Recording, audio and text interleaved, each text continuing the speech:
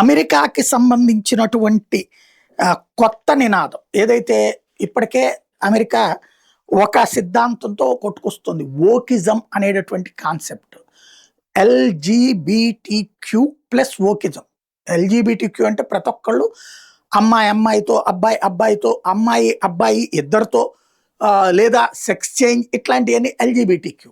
ఇది కాకుండా వోకిజం. పుట్టినప్పుడు ఏ పేరు అంటే పుట్టినప్పుడు నీకు నీ శరీరానికి సంబంధించినటువంటి రహస్యం ద్వారా నువ్వు అబ్బాయా అమ్మాయా డిసైడ్ చేస్తా. అట్లా డిసైడ్ చేయడానికి వీల్లేదు. అలాగే పేర్లు పెట్టడానికి కూడా వీల్లేదు. అబ్బాయి పేరు అమ్మాయి పేరు పెరిగే క్రమంలో వాళ్ళు 12 ఏళ్ళు వచ్చేటప్పటికి ఎలా ఉండాలనుకుంటే అట్లా. అబ్బాయిగా ఉండాలనుకుని అమ్మాయి అనుకుంటే ఆ సెక్స్ చేంజ్ చేయండి.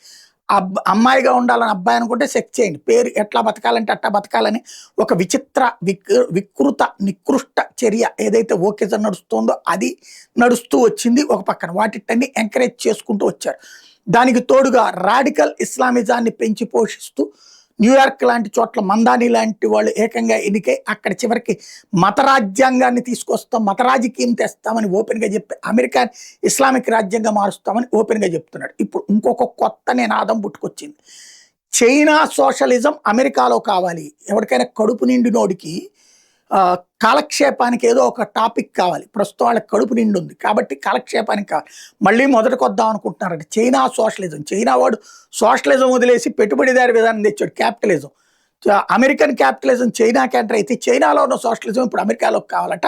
కొత్తగా ఏ నినాదాన్ని తీసుకురావడం అన్నటువంటిది విచిత్రమైనటువంటి పరిస్థితి. డెమోక్రాటిక్ సోషలిస్టులు ఈ కొత్త నినాదాన్ని తీసుకొచ్చారు. అమెరికన్ యాక్టివిస్టులు అందరూ కూడా దీని మీద సైన్ చేయాలని చెప్పేసి ప్రకటించారు. చైనీస్ సోషలిజం అమెరికాలో తీసుకురావాలి అన్నటువంటిది.